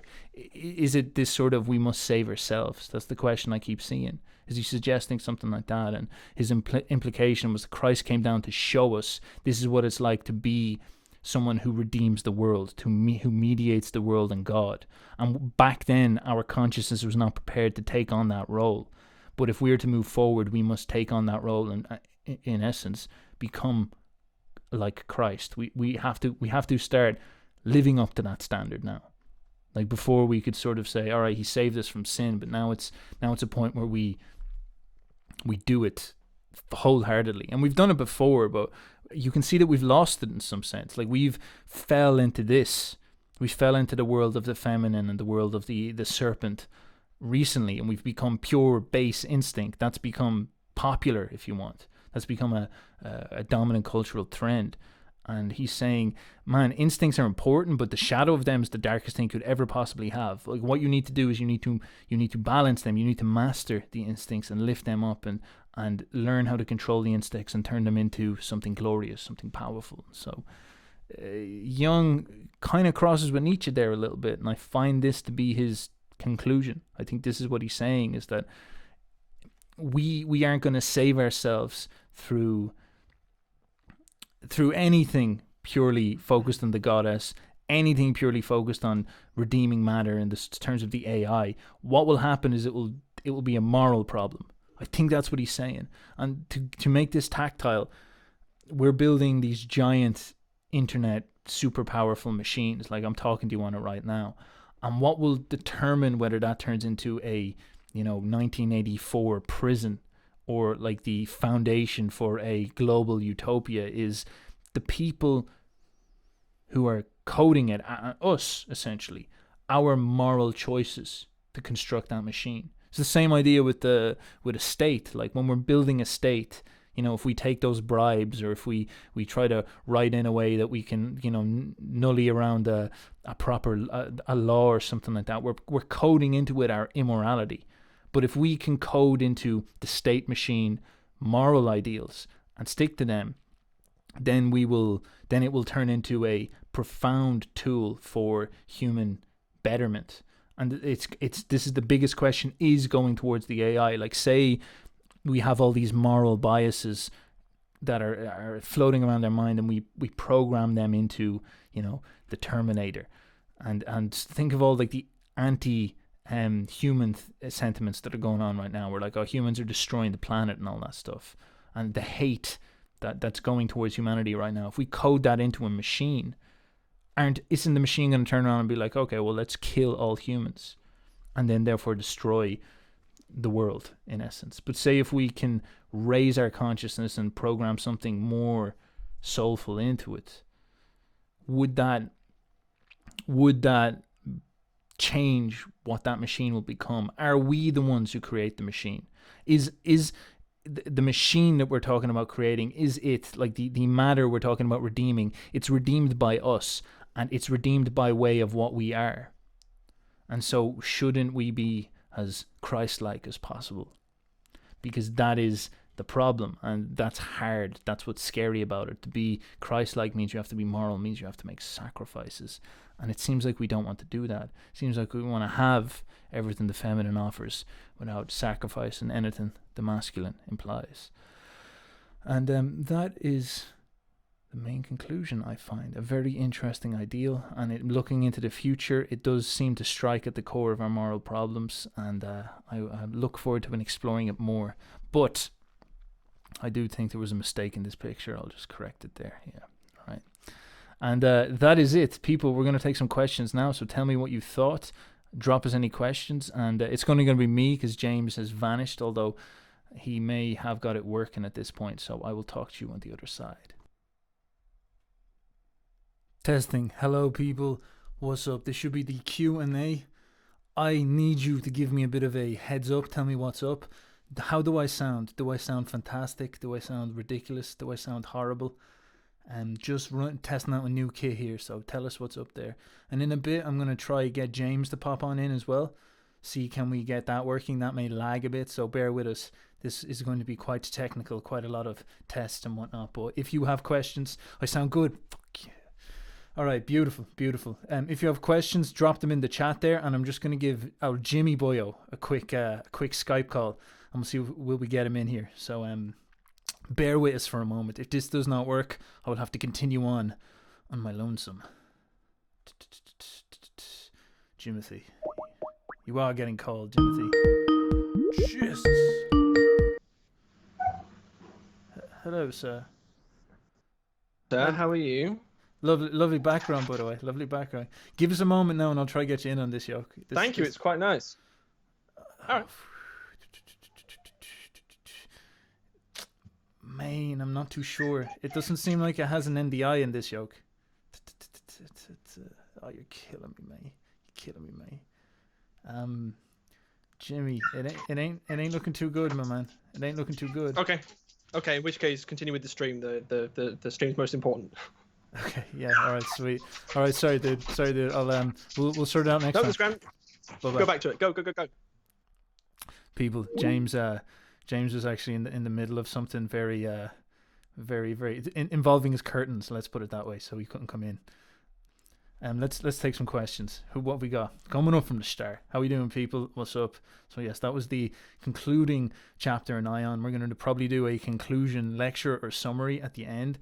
It absolutely blew our brains. Like, we had no idea what we're getting into at the start, and then Jung literally just says, yes, you are getting driven towards artificial intelligence, and whether that turns into actual Satan or actual Christ is practically dependent on your moral assertiveness into what you program into the world. So he called a lot of stuff before he came down the road. We have someone here speaking in Greek. Man, my friend, I do not speak Greek.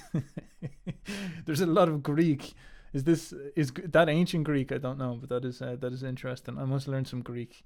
I look forward to learning that. I see no questions though. Have we got questions? Questions. Oh no, the questions. This is talking about Braveheart. The sound seems good. Sound seems good as a Scot. Yes, I've read the book 3 times, and I'm still struggling with this part. You guys lay it out in a great way, but I'm still missing something here. How do we figure out the magnet? Oh, you hear Jimmy, but he's lower. Okay, sweet. I'll call Jimmy again.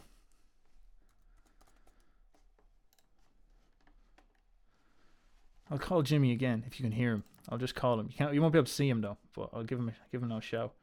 Come on, Jimmy. Jesus. Hello, sir. Are you done playing around trying to mess my day around? Turns out they can hear you. Oh yeah, I know they can hear me. I can hear myself, dude. I'm watching the stream at the same time. This is like going through the sounds myself. Beautiful. Well, we have a man here who wants to know. Man, I've read the book 3 times and I'm still struggling with this part. You guys laid out in a great way, but I'm still missing something here. How do we figure out the magnet within ourselves? Why don't you take that question? Why are you deferring that to me? Because you're the magic voice out of the sky that's coming in. All right. Well, as far as I can tell, how do we figure out the magnet within ourselves? Ivor, what's going on? As far as I understand, I think what Jung is trying to suggest is that the core concept I got out of it is the idea of a doctrine. He says that the alchemists were looking for the recipe that would cause the stone to appear in them, and the mediator between them and that stone would be this thing. What he I guess he was saying was the magnet. But in order for that magnet to appear, so for example, the gospel would be a doctrine, and when you have that doctrine in place, it will drag you towards being centered on the truth or something like that. And I'm not sure if Jung was saying then the mediator between the gospel and your centralized soul, like, the stable part of your heart, was Christ himself, or was it the gospel itself? One of those things was the magnet, or maybe it was the logos. I'm not too sure. But the way you can think about it mythologically is the way they talk about the archetype of the psychopomp. So this is the character that carries you between these two things. And so as far as I understand, he's suggesting something along the lines of the doctrine is what matters, and what will bring you towards the doctrine will be this psychopomp figure, and that will be the Holy Spirit in some cases. In other words, that would be intuition. In other words, that would be your conscience. So the way you could think about this, and I try to make these things simple, is that when you get an instinct, when you get a sensation, when you get a feeling that there's something up or there's something wrong, or you're getting pulled towards something, it's worth following that to some extent and seeing what it is, and using your critical faculties and all that to see what you're getting yourself into and what it might mean. And that will bring you to the right places. I think that's what he's trying to explain. And that instinct, that feeling, that Holy Spirit, if you wish, is the magnet, is the logos, is that thing that's dragging you around. And that's why he was saying that during the in the middle of the last millennium, you had those people who were believing that God sat in the North Pole and was using magnets like Jupiter and Saturn in order to steer history, because it was this magnetism was being experienced by people as feelings, and that was carrying them around. So one thing is that you're looking for a doctrine, in a sense. You're looking for a recipe. You're looking for a gospel, and you need to get drawn to that thing via this instinct, via this intuition, via this conscience, via this logos, via this magnet. So that is what I believe he's saying. And then you can think of this very, very practically. Like, there's a lot of stuff going on in the world right now, and you'll be pulled one direction or another depending on how you feel about what's going on. You'll get a gut instinct, I guess he's saying just listen to your lower faculties, such as down in your gut, or as Elliot Hull says, like, breathe from your balls, mate. And that type of thing. There's something will guide you, will bring you. So if you're thinking about a magnet in terms of like, is this giant machine going to show up and show me the way or something like that? I'm not quite sure that's what he means. He is trying to pull us. He's saying that there's our emotions, our emotional faculties will pull us towards things, and that is the magnet I believe you're looking for. So it is actually quite simple. It's quite a simple concept. Just Jung dresses it up by saying that, like, the past, there's a giant magnet god at the North Pole that's steering this as well, and Satan waits at the bottom in the material world, which we have fallen into. So that's the whole other story. But in its most basic sense, I believe it is trusting the gut or the instinct somewhat. Jimothy. Yeah, so the whole idea, I think, is the magnet is what aligns you to that central axis of that schema that I put up with Christ and Satan on both sides. And what that entails is, over the course of the Aion and over the course of individuation, your unconscious is made conscious, and it's reflected at all resolutions of matter and spiritual, but it also happens within you. So the magnet is that which makes the unconscious conscious, and in doing so, you get closer and closer to God. So that can actually take many, many forms. If you're curious, and I suppose you are, something along the lines of following a religious doctrine would help you. That was what the alchemists would think, and that's what the early Christians would think. It's whatever these words are written down, I don't understand what they mean. I don't understand their reasons for them, but by virtue of their age and by virtue of them being put on a pedestal, there's great psychic significance to them. I'm going to follow them. And so that would be the logos. And the reason for that is because if you don't follow that doctrine schema to pull you along that way in the shadow, you'll be pulled by your lust another way with the anima. But to align yourself along that axis of logos, so Christ would be a good character to follow for that, that will bring you closer. But don't think of it in terms of an exact sense. Think of it in terms of, I want to get as close as possible to that central axis. And of course, Jesus himself said, knock and the door will be open to you. And so maybe you should do the same thing, like sit there and actually knock, have a good think about where you want to go, what's ultimately best for you, and then align your life properly so that you reach there. That's what Jordan Peterson is saying, and it's an exact reflection of the alchemical doctrine, which is orient yourself properly in the world. And what orients you? Well, for a sailor, it would be a magnet. And there you go, Stefan. Oh yes, very interesting. Yes. Or I go with the one man cult says these streams have changed my life significantly. Well, thank you very much, sir. Thank you. I would say Thank you, appreciate that. I'm going to blame that in the book. I think the book is a very crazy book. It really makes you think. Let's put it that way, and it presents some absolutely nuts ideas. So it has done it's done amazing work for our heads as well. Believe us, behind the scenes we're just melting every Saturday. So much of this kind of subject is coloured so heavily in relation to the preservation and dissolution of Western civilization. But doesn't the whole Pisces to Aquarius shift imply a merging of East and West? I guess what I'm asking is, was Jung a globalist? Yeah, in some sense he was. Like, I don't think people in the, shall we say, the nationalist, anti-globalist movements understand how much these thinkers were globalist thinkers. Like, Nietzsche was quite staunchly against nationalism. He believed in the idea of super empires. He believed in the idea of pan-Europeanism, for example. He believed in the idea of thinking big and taking on the world. He believed that the people who are going to inherit the world would be those who have the biggest sentiments about how to attain it and actually like aiming for it. And he believed that people who get caught up in petty nationalism, this is the way he frames it in some sense. We're going to cut them off from the big picture and then get conquered by the next Roman Empire, per se. So he's saying that, like, I guess he was saying that if Germany and specifically the Europeans around that, Western Europe, were to take the game seriously, they would be aiming big. They will be aiming to be what is the American hegemony now. They'd be aiming to be in that sort of position, and so a lot of what these people were saying, they were thinking this big. And Jung, I do believe, is thinking in sort of something akin to a global. I'm not sure if he's saying the West needs to take on this new vision of Christianity, or if this is something that will happen in the West, and then by extension, the same way as everything, all of the ideas that happened in the West in the last 200 years are now spreading all over the world. Like, even Christianity itself is ripping through China right now. Communism was a largely Western ideal. Like, it began in Germany with Mr. Marx. And so I think Jung is suggesting something along the lines of, like, the Westerners make the burst forward into this new way of thinking.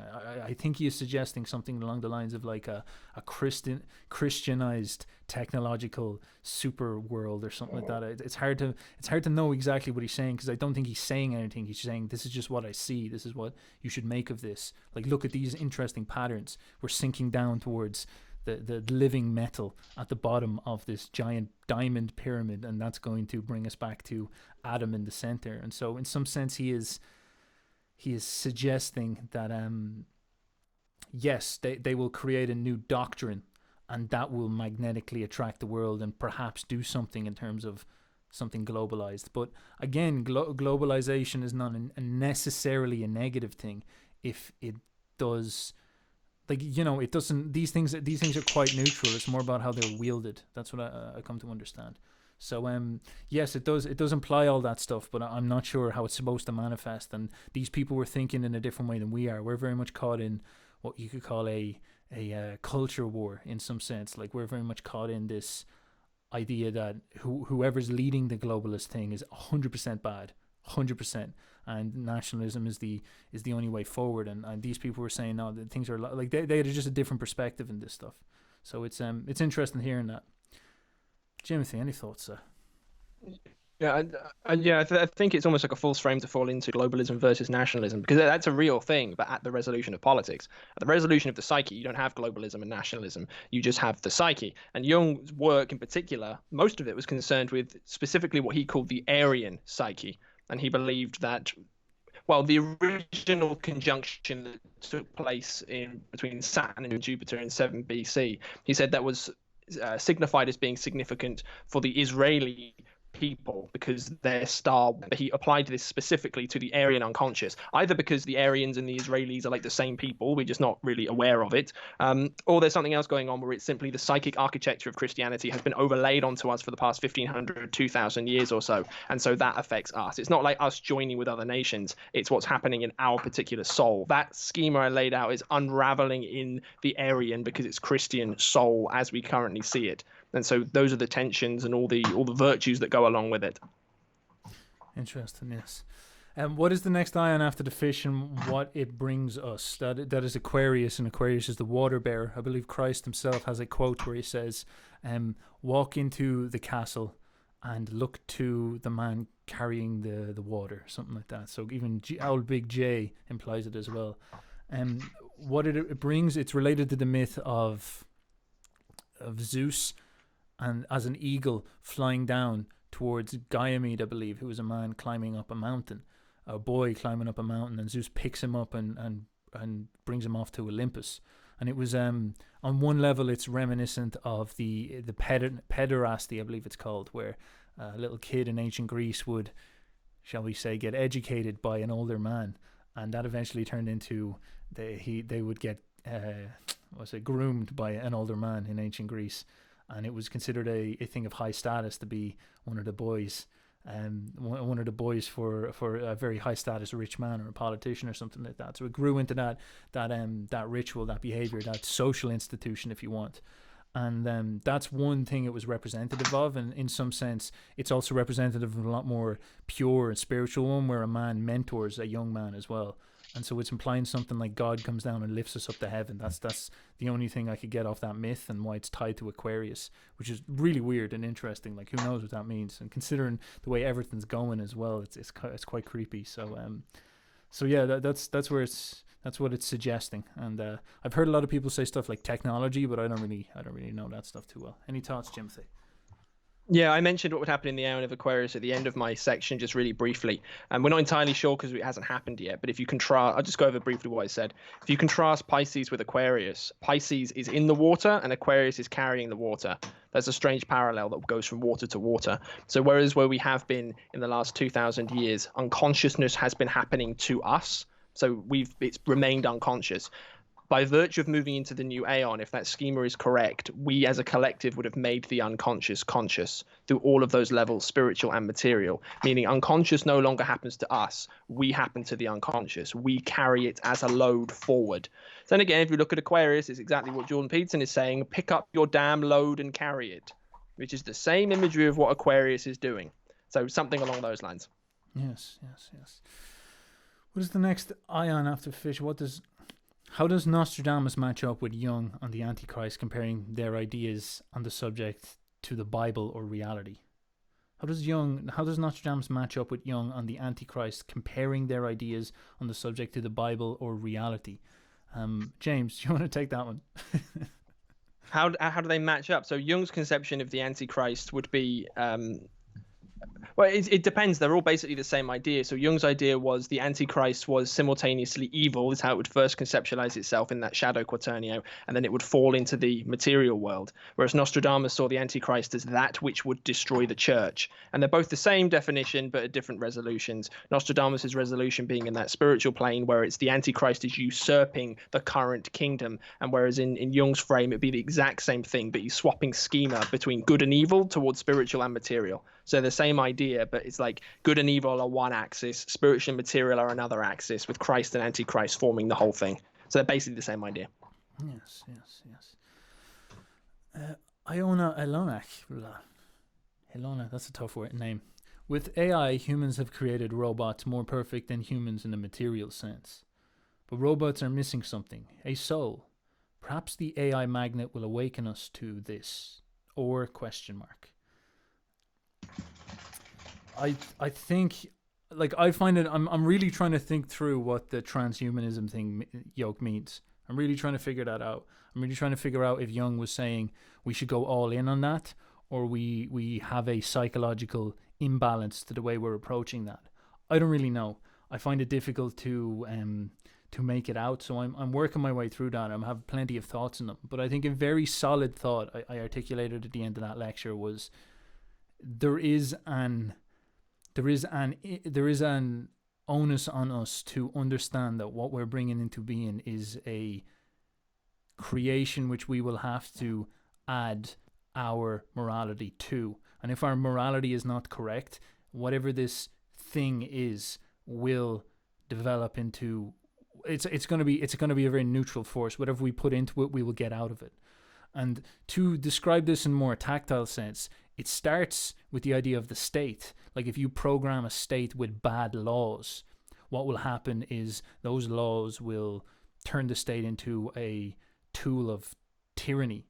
Like a Marxist institution, for example, like that was a set of ideas, a doctrine at the center of a state, and with the state that manifests around that doctrine, the magnet that was bringing it into place was almost like the doctrine created a magnet, and the magnet that put that doctrine into place was like the spirit of darkness.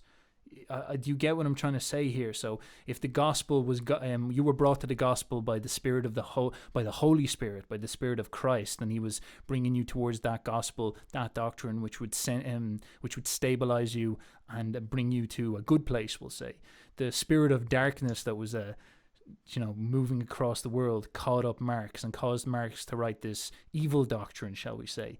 And that's when you ran that doctrine on the scale of a machine, it turned into a tyrannical Marxist state. And so it's almost like the spirit guiding those ideas was a monster. And the question we have in the modern world is that both of those, and we've talked about this in way earlier lectures, like we are at a position now where we're constructing a machine even more powerful than just the state. We're constructing a global machine. This is what like the internet is. It's a global state machine, if you know what I mean. And so we're now in the process, like we are literally in the middle. We're in the process of programming that machine with whatever's in our souls. And the question now is, and this is a very scary question, is that are we following the spirit of good, like the Holy Spirit? Is that bringing us, is that the thing that's causing us to write out its doctrine? Or are we coding it with a darker spirit? And if you don't ask that question in yourself, you're probably getting led by the darker spirit. And so then the bigger question, this is the hardest question of all, are the people who are doing it, because it's not me and you, like me and you, me and James and all you boyos, like we're sitting here and we're, making meme pictures of Friedrich Nietzsche and Carl Jung holding guns and stuff like that. But there's people up there in Silicon Valley who are actually coding, they're actually programming this. Hello. Okay, we're back.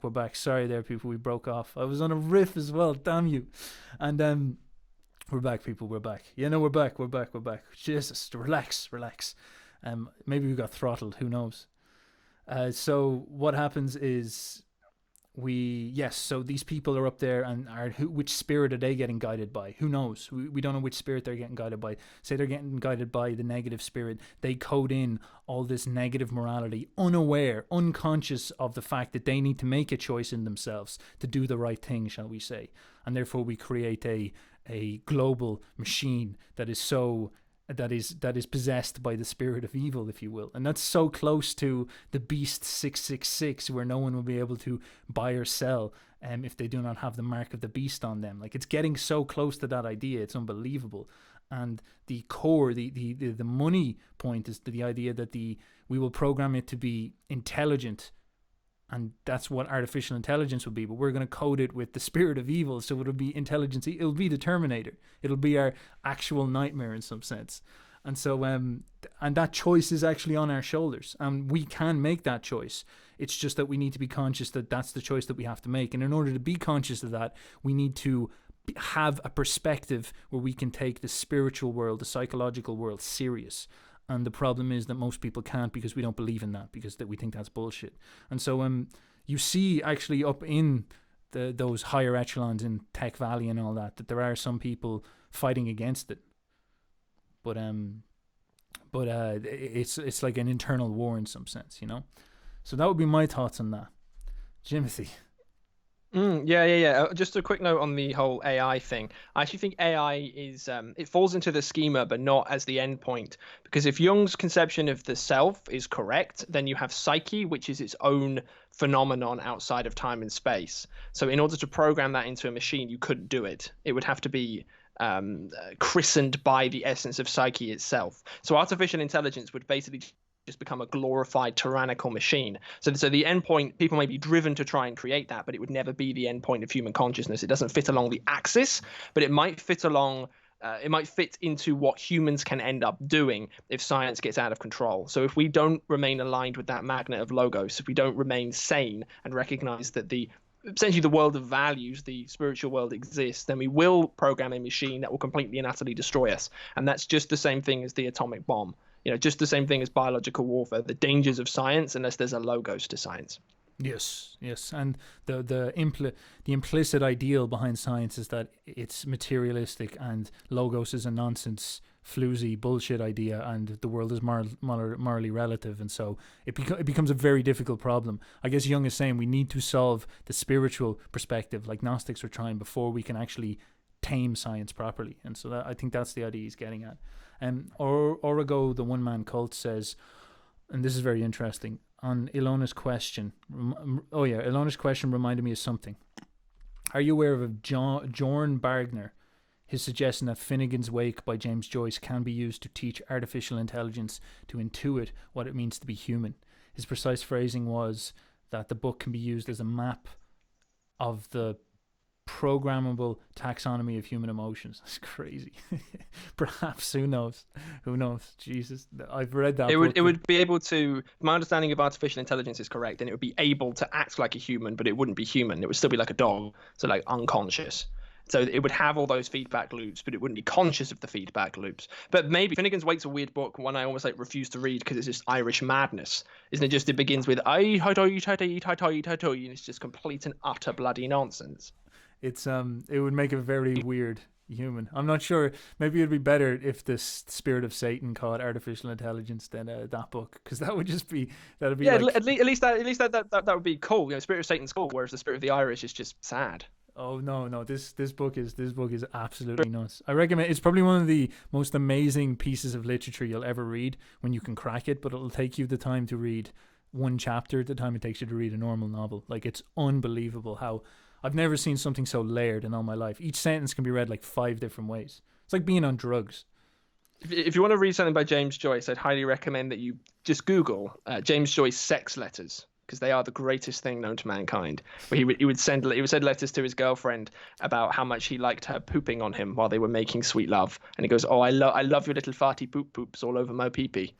That's great literature. That's profound, the finest of the fine literature.